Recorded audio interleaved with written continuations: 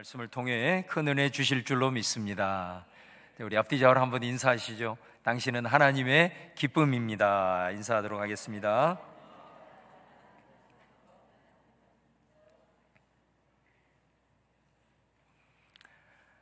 구약 성경에서 예배를 언급할 때 그 중심은 성전입니다.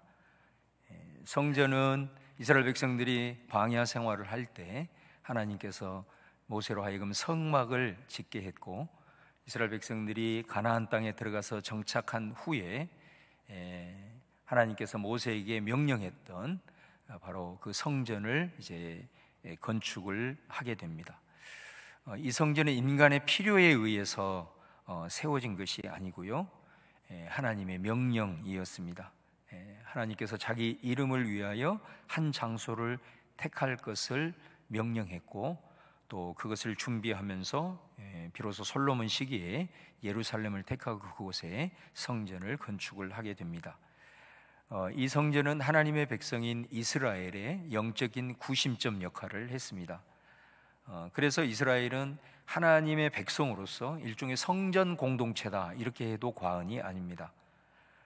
성전은 영적으로 하나님을 만나는 장소였고, 이스라엘이 명절 때마다 성전을 중심으로 끝날과 첫째 날 끝날 모여서 우리는 과연 누구냐, 우리는 하나님의 백성이다 라고 하는 정체성을 명절 때마다 성전에 모여서 확인하고 또 확인했던 자리였습니다. 특히 이 성전의 가장 중요한 기능은 바로 하나님께 제사를 드리는 것이었습니다.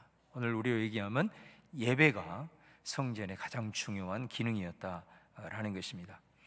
하나님께서 이스라엘을 당신의 백성으로 택하시고, 나의 언약 백성은 이 세상 사람들과는 다른 구별된 모습이 있어야 된다 하시면서 그들에게 율법을 주셨죠. 그 율법을 지켜서 세상과는 다른 삶의 방식으로 살고, 또 그들에게 하나님을 보여주는 제사장의 나라로 살아라, 이렇게 말씀을 하셨죠. 그러면서 그 하나님의 말씀에 너희들이 온전히 순종하고 그 주님의 권위를 인정하고 따르게 되면 하나님께서 예비한 큰 은혜와 복을 주실 것이다. 그러나 언약 백성이 하나님의 뜻을 거스리고 살게 되면 하나님과의 언약이 막히게 됩니다. 하나님과의 관계가 흐트러지게 되고 어그러지게 되는 거예요. 그렇게 되면 특별히 하나님의 사람들은 하나님의 형상으로 지었기 때문에 하나님과의 이 영적 관계가 어그러지게 되면 그 모든 것들이 연쇄적 반응으로 인해서 내 자신과의 관계도 흐트러지고, 또 다른 사람과의 관계도 흐트러지고, 또 내 삶의 모든 일들이 다 어그러지게 돼 있습니다. 그렇기 때문에 하나님은 하나님의 말씀을 순종하지 않고 그 법을 지키지 않음으로 인하여서 그들 가운데 이 죄에 노출이 되었을 때는 하나님과의 영적 관계가 막힘으로써 하나님께서 그들에게 허락하여 주신 그 은혜와 축복, 또 그들이 길을 걸어갈 때 하나님께서 그들의 삶을 인도해 주시는 것에 대한 그 언약이 실행이 되지 않아요. 그렇기 때문에 하나님은 이 율법을 주시면서도 그들이 이 율법을 온전히 지킬 수 없기에 그 모든 율법을 어김으로써 하나님과의 다시 관계를 회복할 수 있는 제사를 동시에 주셨다라는 것입니다.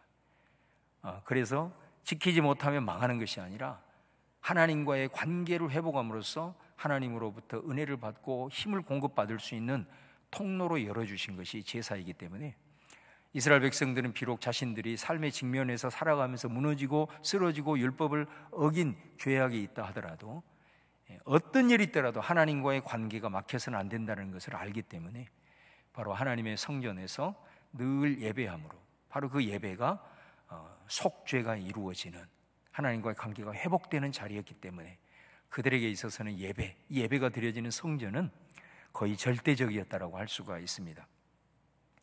그런데 이토록 절대적이었던 성전을 향하여서 비판의 목소리가 예언자들로부터 흘러나오기 시작하는 겁니다.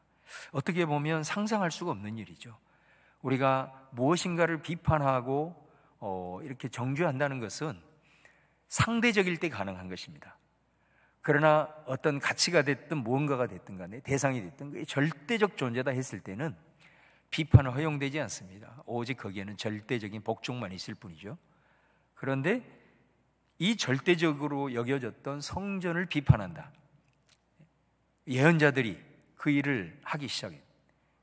그러다 보니까 예언자들은 성전을 모독하는 자로 또 굉장히 그것으로 인하여서 이단 취급을 받기까지 핍박을 받았던 것을 보게 돼요.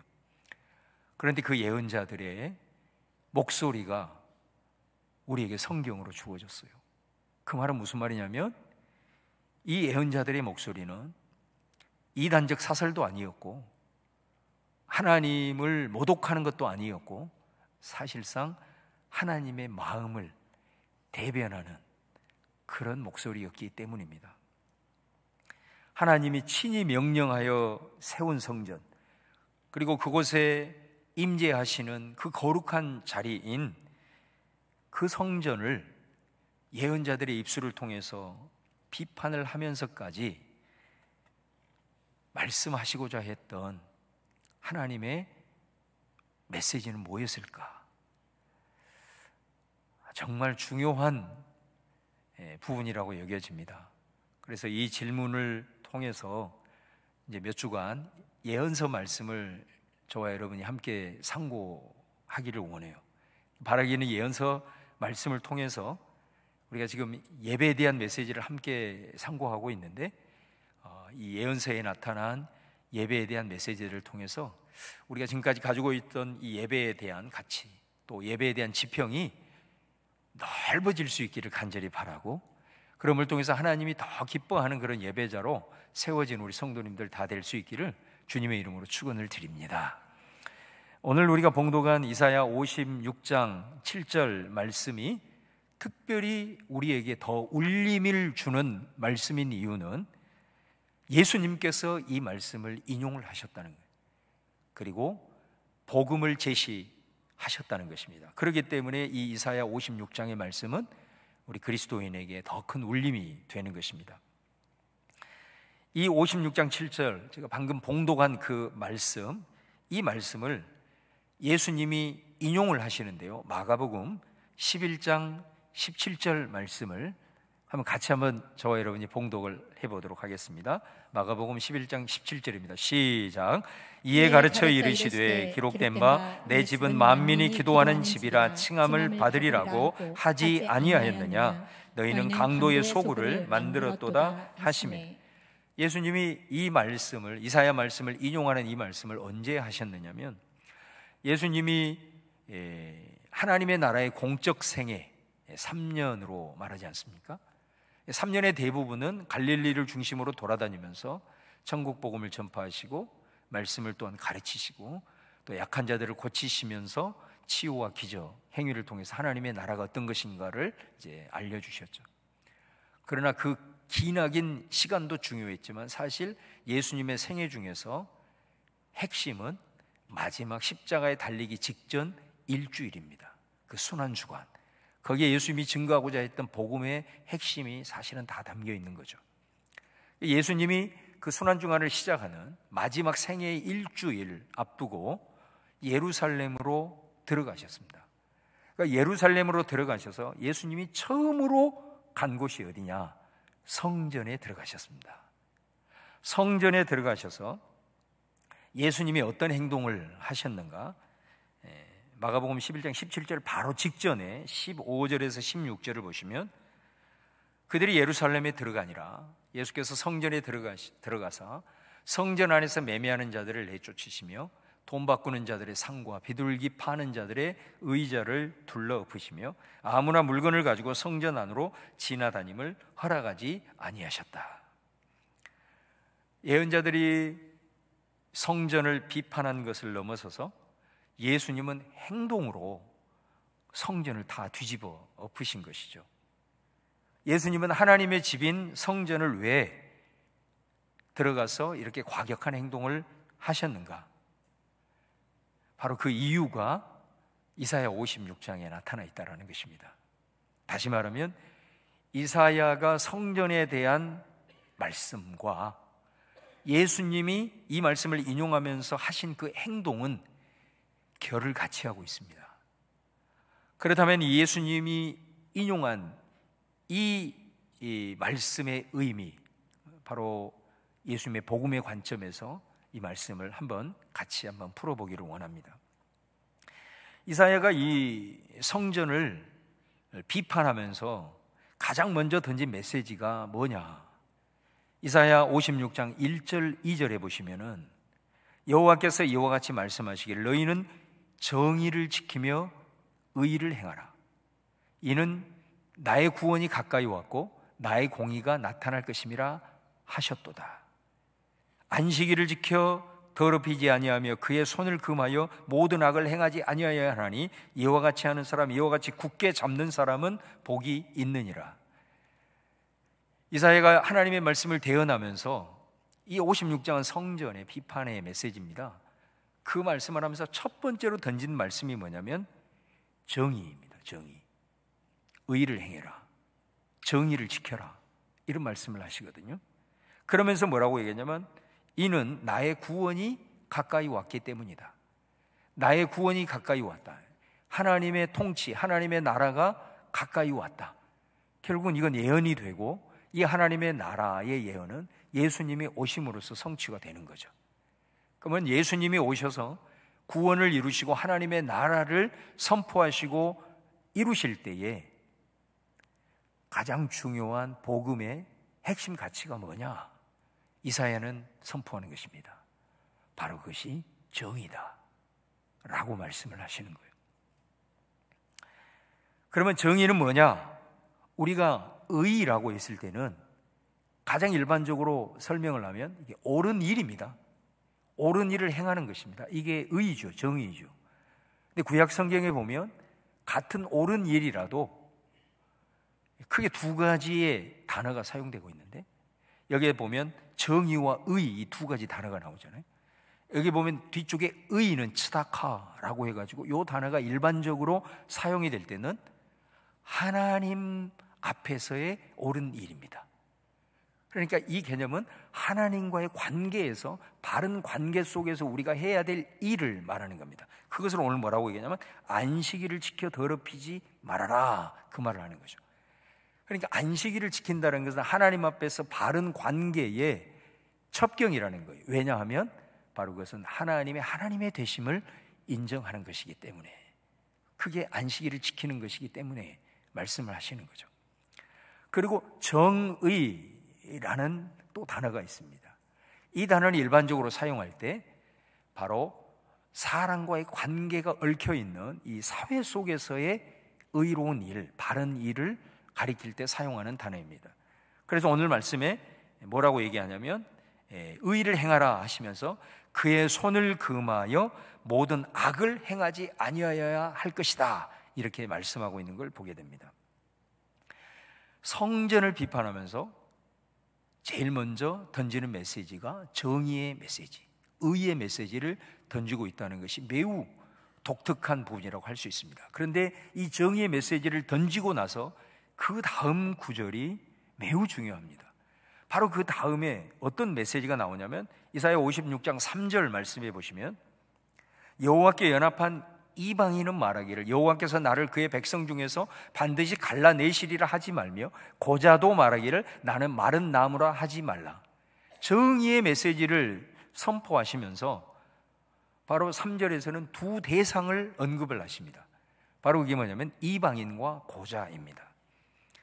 우리가 이 이방인과 고자는 신명기 23장에 율법에 뭐라고 규정이 되어 있냐면 여호와의 총에 들어오지 못한다 이렇게 되어 있습니다. 하나님을 예배하기 위해서 이스라엘 백성들이 모이는 것을 총회라고 얘기하는데 거기에 이 사람들은 참여하지 못한다 이렇게 되어 있습니다. 온전하지 못하기 때문인 것이죠. 그런데 놀라운 것이 뭐냐면 세월이 지나 예언자들의 입술을 통해서 하나님께서는 이 율법의 말씀을 넘어서는 메시지를 증거하고 있다는 거예요. 굉장히 의미심장한 말씀 아닙니까?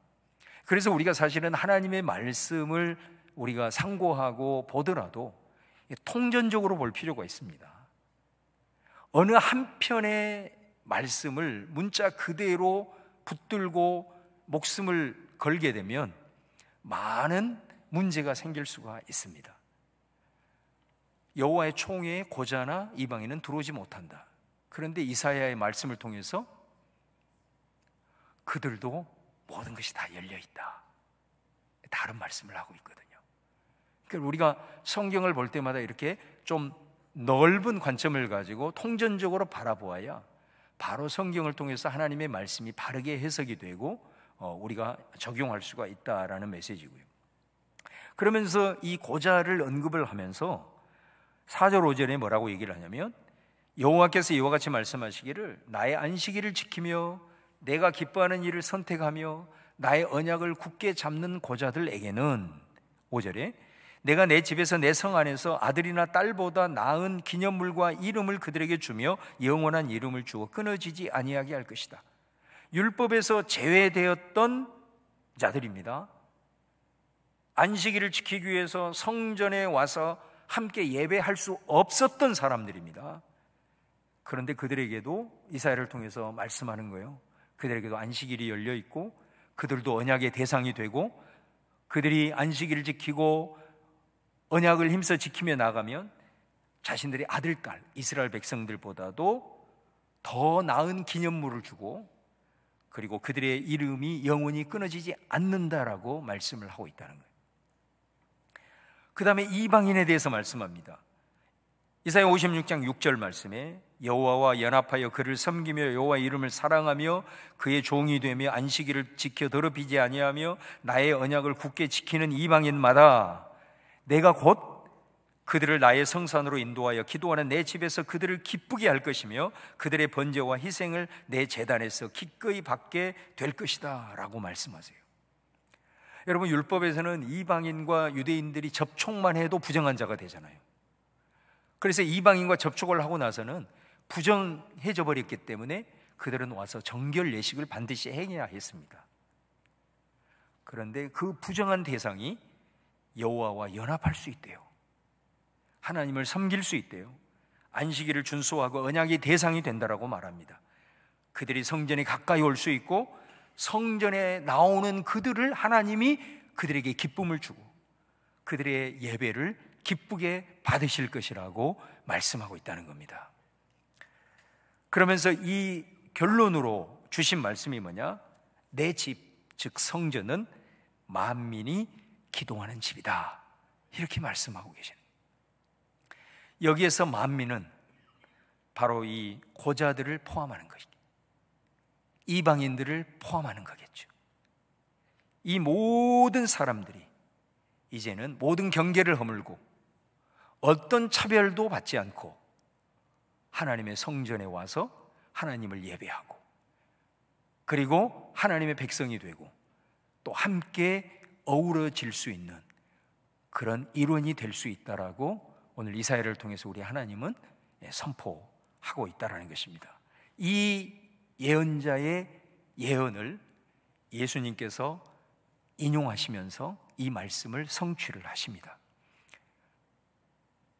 그래서 예수님께서 아까 우리가 봉독한 대로 성전에 들어가셔서 그곳에서 아까 뒤집어 다 엎으셨잖아요. 그러니까 우리가 이 뒤집어 엎은 것을 이제 우리가 해석을 할 때 성전이 거룩한 곳인데 그곳에서 장사를 하면 되냐, 이렇게 이제 우리가 일반적으로 알고 있는 경향이 있습니다. 근데 사실 이 메시지는 본질적으로 어떤 메시지를 담고 있냐면, 성전은 지금 이 장사가 이루어지는 곳이 이방인의 뜰입니다. 이방인은 거기까지밖에 못 가는 거예요. 거기를 지나면 여인의 뜰이 나옵니다. 여인들은 거기까지밖에 못 가는 거예요.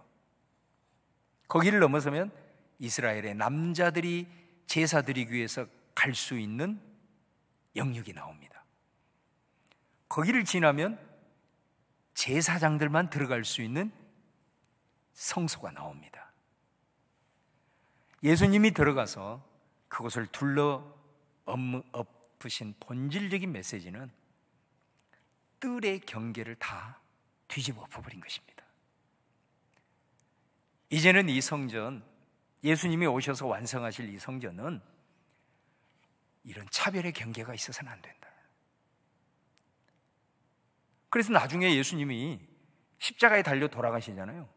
달려 돌아가실 때 심지어 하나님과의 경계도 무너뜨리셔보죠. 그게 뭐죠? 예수님이 돌아가실 때 하나님이 거하신다라고 하는 지성소와 성소 사이에 있는 휘장이 예수님이 십자가에서 죽으실 때 위로부터 아래에서 찢어지는 신기한 일이 발생하잖아요. 그러니까 예수님은 성전에 오셔서 이 정화 사건을 통해서 무슨 메시지를 던졌느냐? 모든 성전 안에 있는 차별의 경계를 다 무너뜨려 버린 거예요. 그 장벽을 다 뒤집어 엎어버리신 거예요. 이제는 어느 누구도 제한을 받아서는 안 된다. 아버지 앞에 나오는데 심지어 그가 죄인이고 원수고 이방인이라 할지라도 이제는 경계를 지어서 그들을 거부할 명분이 없다. 어느 누구도 와서 하나님 앞에 나올 수 있고 예배드릴 수 있고 제사를 드릴 수 있는 곳이 성전이고, 성전은 그들을 차별하지 아니하고 그 모든 경계를 허물고 하나님 안에서 한 형제 자매로서 함께 어울리면서 주님을 섬기는 곳이 성전이어야 한다라는 메시지를 던지는 겁니다. 그래서 예수님이 내 아버지의 집, 내 집은, 성전은 만민이 기도하는 집이다 그랬잖아요. 그러니까 여기서 만민이 기도한다 할 때 이 단어 앞에 이 전치사가 있어요. 이 전치사가 두 가지 용례로 쓰입니다. 그래서 이 말은 만민이 이렇게 번역할 수도 있고 만민을 위하여 이렇게 번역할 수도 있습니다. 그래서 여러분, 이 이사야 56장 7절이나 마가복음 11장 17절에 영어 성경은 100% 어떻게 번역을 하고 있냐면 A house of prayer for all nations, 만민을 위하여 이렇게 번역을 하고 있습니다. 다시 말하면 이 이사야의 예언과 예수님이 인용하시면서 성취하신 이 말씀의 의미는 두 가지로 정리할 수가 있겠죠. 하나는 만민이 기도하는 집이다 라고 했을 때 성전은 어떤 곳인가? 오늘 우리에게 있어서 교회 공동체는 어떤 곳인가? 거기에는 차별의 장벽이 없어야 된다. 하나님 앞에 드려지는 예배에 있어서는 어떤 대상도, 어떤 인종도, 어떤 계층도 하나님 앞에서는 하나요 평등하다라는 메시지를 던지는 겁니다. 차별의 경계가 있어서는 안 된다. 처음 왔든 오래되었든 간에 그들은 똑같이 하나님 앞에서 한 자녀요, 우리 모두는 하나님을 아버지로 섬기는 한 형제요 자매이기 때문에 교회 안에서 차별이 있고 경계로 구분되어지는 것은 그것은 내 아버지의 집이 아니다 라는 메시지를 던지는 겁니다. 갈라디아서 3장 26절에서 28절 말씀을 보시면은 같이 한번 봉독하겠습니다. 시작. 너희가 다 믿음으로 말미암아 그리스도 예수 안에서 하나님의 아들이 되었으니 누구든지 그리스도와 합하기 위하여 세례를 받은 자는 그리스도로 옷 입었느니라. 너희는 유대인이나 헬라인이나 종이나 자유인이나 남자나 여자나 다 그리스도 예수 안에서 하나이니라. 여러분, 이 말씀이 선포되어질 때 이때 당시에 차별의 대상이 누구였습니까? 자신들이 선민이라고 하는 이 관점에서 유대인들에게 있어서 차별 대상은 이방인들이었습니다. 유대인들은 아예 이방인을 죄인으로 취급을 했기 때문입니다. 또 당시에 남성 중심의 사회에서 차별의 대상이 누구였냐면 여성들이었습니다. 또 당시에는 노예제도가 있은 시대 아닙니까? 그래서 차별의 대상이 누구였냐면 자유인이 아니라, 주인들이 아니라 노예, 종들이었습니다. 그런데 이런 시대에 이런 메시지를 복음으로 바울이 제시하고 있다는 거죠. 모두가 다 예수님을 믿어 하나님을 아버지로 모인 교회 공동체는 인종과 계층과 성적인 차별이 있어서는 안 된다. 우리는 한 형제요 한 자매라 이렇게 선언을 하고 있는 것입니다. 그래서 초대교회를 실제적으로 보면은 도저히 사회 속에서는 함께 할 수 없는 무리들이 교회 공동체 안에서 함께 형제라고 자매라고 부르면서 신앙생활을 하고 함께 하나님 앞에 예배했던 것을 보게 됩니다. 예언자가 선포하고 예수님이 그 말씀을 성취하시고 이 예수님의 복음의 말씀을 이어받아서 사도 바울이 우리에게 복음으로서 제시하고 있는 말씀이 갈라디아서 3장의 말씀인 것이죠. 그 다음에 두 번째는 내 집은 만민을 위하여 기도하는 집이다 라고 했을 때, 이제는 성전에 하나님의 백성들을 이 모이게 하는 구심점의 역할을 넘어서서 이제는 성전이 만민을 위하여 뻗어나가는, 그래서 성전의 경계를 넘어서서 이제 우리 한 사람 한 사람이 살아가고 있는 사회의 구석구석, 삶의 현장, 또 심지어 땅끝까지 바로 하나님의 정의의 복음이 실현이 되어진다 라는 메시지를 오늘 던지고 있다라는 것이죠. 여러분, 우리가 땅끝까지 이르러 내 증인이 되라, 그리고 그곳에서 내가 너에게 분부한 모든 것을 가르쳐서 지키게 하라, 이게 지상 명령이잖아요. 그래서 우리가 땅끝까지 가서 가는 곳곳마다 교회를 세웁니다. 그 교회에서 하나님을 예배합니다.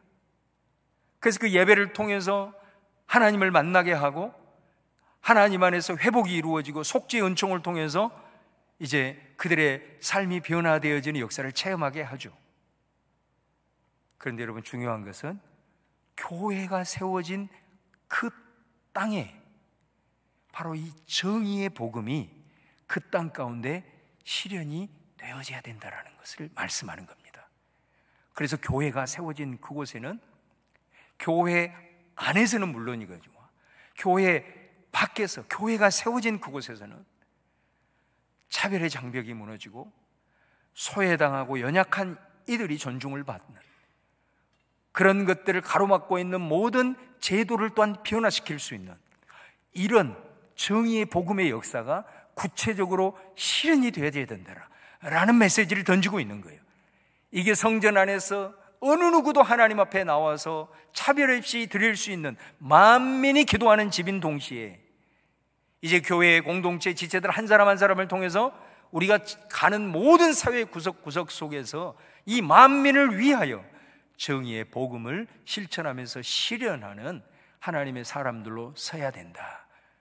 여러분, 성전을 비판하면서 정의의 얘기를 하고 있다는 것을 우리가 꼭 기억하셔야 됩니다. 이 말씀을 예수님이 인용했기에 우리가 이 말씀 속에 만민이 기도하는 집이다, 만민을 위하여 기도하는 집이라고 했을 때 거기에 담겨있는 메시지는 이사야가 이 말씀을 선포하면서 첫 번째로 던졌던 말씀, 정의를 행하고 의를 행하라고 하는 이 말씀을 여러분 기억하면서, 예언자가 궁극적으로 성전을 비판했는데 그러면 무엇을 비판했겠는가? 차별의식을 넣어서 경계를 짓는 성전은 더 이상 그곳은 하나님의 집이 아니다 라는 비판을 하는 겁니다. 이곳에서 드려지는 예배에, 이곳에서 드려지는 모든 행위 속에 모든 만민이 차별 없이 와야 하고, 더 나아가 우리가 뻗어나아가 세상 속의 열방 속에 신음하는 소외된 영혼들을 이 복음으로 해방시키고 그 역할들을 감당하는 그곳이 흩어지는 교회로서의 사명이다라는 것을 이 예언자가 선포하고 예수님이 받고 바울을 통해서 우리에게 이 복음을 제시하고 있는 것을 보게 됩니다. 사랑하는 여러분, 저를 한번 따라서 하겠습니다. 정의가 예배입니다.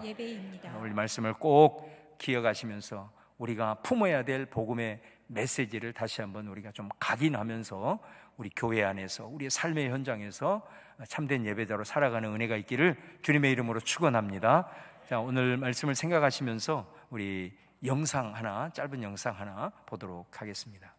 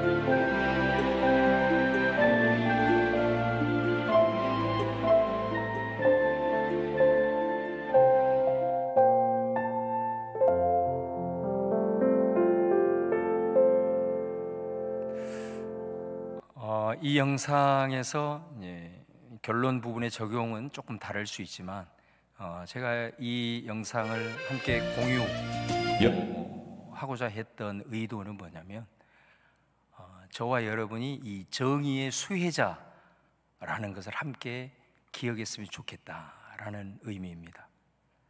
당시에 땅끝은 조선 땅이었습니다. 이곳에는 수많은 차별이 만연했던 곳이었습니다. 그때 선교사들이 들어왔습니다. 교회를 지었습니다. 그것을 통해서 많은 사람들이 하나님을 만나고 구원의 반열에 들어서게 되었습니다. 그런데 그들은 교회만 세운 게 아니고 학교를 세웠습니다. 당시에는 양반들 어느 누구도 배우려고 하지 않았어요. 그래서 가난하고 천대받은 사람들을 데려다가 교육을 시켰습니다. 당시에 여성들을 교육을 시켰습니다. 그리고 병원을 지었습니다. 당시에 수많은 결핵으로, 전염병으로 많은 사람들이 죽어갈 때 선교사들은 높은 자나 낮은 자, 심지어 사람으로 취급받지 않는 백정들을 치료하기 위해서 자신이 그 치료하다가 감염되어 순교하신 선교사님들도 많습니다.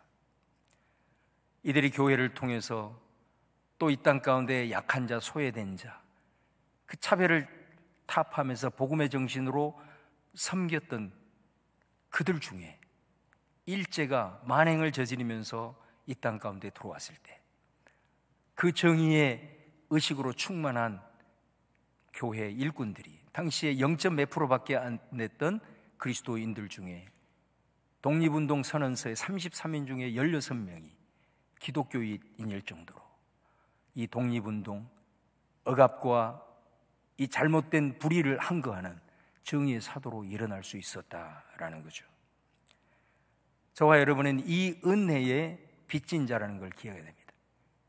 그래서 저와 여러분은 지금 한국 교회가 점점 더 기득권화 되어지고 있는 이런 시점에서 다시 한번 예언자들을 통해서 경고하시는 우리가 하나님의 음성을 듣고 예수님께서 성전을 뒤집어 부시면서 그 행위를 통해서 전하고자 했던 진정한 성전의 기능이 뭐냐, 참된 예배 가치가 뭐냐, 이것을 함께 깨달으면서 저는 우리 본향교회가 정말로 모든 이들에게, 소외된 자, 힘든 자, 약한 자, 병든 자, 모든 이들에게 활짝 열려 어느 누구든지 와서 이곳에서 예수님을 만나고 새롭게 거듭나는 은혜의 통로가 될 수 있기를 바랍니다. 뿐만 아니라 저는 우리 교회에서 이런 하나님의 정의의 복음에 사로잡혀서 훈련받고 연단된 분들이 사회 현장 속에서 일어나서 정의를 외쳐야 될 때 함께 외치고 정의를 위해서 힘쓰고 애쓰는 일들에 우리가 함께 참여하고 그런데 영향력을 끼칠 수 있는 사람들이 이 교회 공동체를 통해서 일어나고 특별히 우리 다음 세대들 가운데 그런 하나님의 정의의 사도들이, 그런 일꾼들이 더 많이 일어날 수 있기를 우리가 함께 꿈꾸면서 오늘 예언자를 통해서 주신 예배의 가치, 정의를 우리 가슴속에 함께 새기면서 우리가 함께 나아가는 저와 여러분 될 수 있기를 주님의 이름으로 축원을 드립니다.